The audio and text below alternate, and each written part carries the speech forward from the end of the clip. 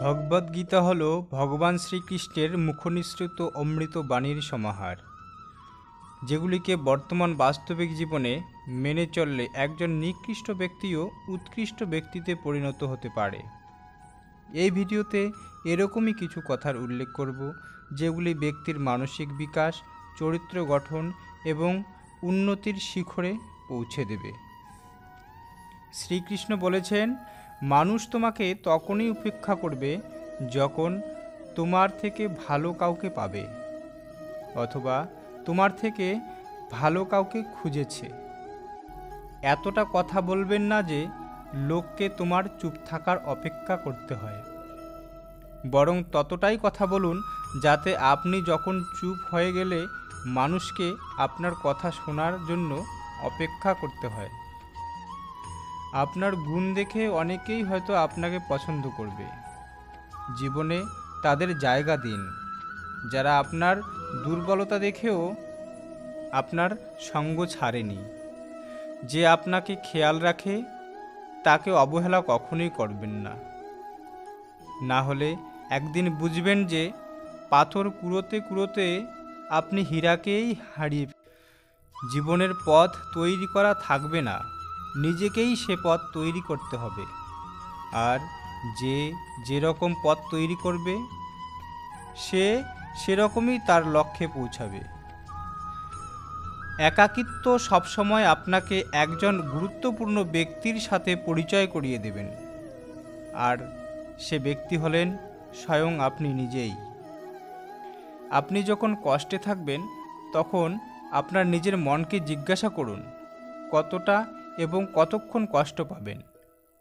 মন বলবে, যে লোকেরা আমার সাথে খারাপ করছে তাদের আমার কাছে ক্ষমা চাইতে হবে, অথবা তাদেরকে পরিবর্তন হতে হবে, যেটা কখনো নাও হতে পারে, কারণ তারা মনে করে যে তারা কোনো অন্যায় করেনি।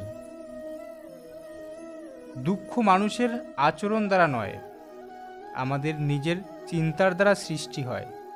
আপনার চিন্তাধারা পরিবর্তন করুন, সর্বদা ইতিবাচক চিন্তা ভাবনা রাখুন, তাহলেই কষ্টের অবসান হবে।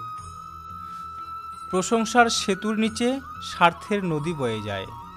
আপনার খারাপ কর্মেও যদি কেউ আপনার প্রশংসা করে তবে বুঝবেন সে কখনো আপনার ভালো চান না।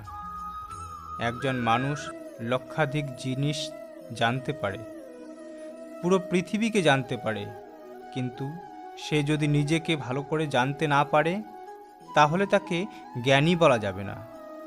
কেউ যদি আপনাকে ছেড়ে চলে যায় তাহলে কখনো দুঃখ করো না, কারণ বাস্তবে সে কখনো আপনার মূল্যই বোঝেনি। পরিশ্রম হলো সোনার চাবি, যা বন্ধ সৌভাগ্যের তালাও খুলে দেয়। জীবনে সফল হতে গেলে আত্মবিশ্বাসের সাথে কঠোর পরিশ্রম করতে হবে, তাহলে অবশ্যই আপনার সফলতা প্রাপ্তি হবে। অতীতের চিন্তা করো না, কারণ সেটা চলে গেছে। ভবিষ্যতের চিন্তা করো না, কারণ সেটা এখনো আসেনি। বর্তমানে সুন্দর জীবনযাপন করুন, সর্বদা শান্ত থাকুন। এর ফলে আপনি জীবনে নিজেকে মজবুত করে গড়ে তুলতে পারবেন, কারণ লোহা ঠান্ডা হলেই মজবুত হয়, আর গরম লোহাকে তো যে কোনো আকারেই পরিবর্তন করা যায়।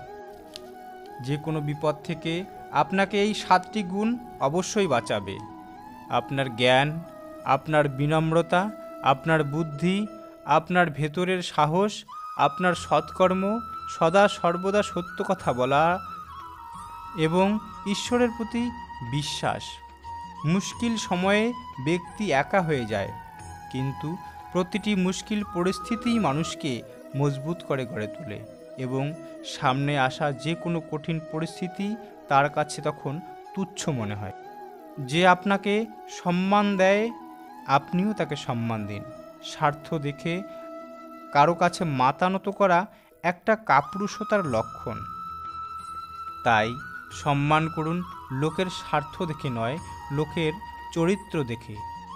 আমরা সারা জীবন অর্থ রোজগার করি, অর্থ আমাদের জিনিস দেয়, আরাম দেয়।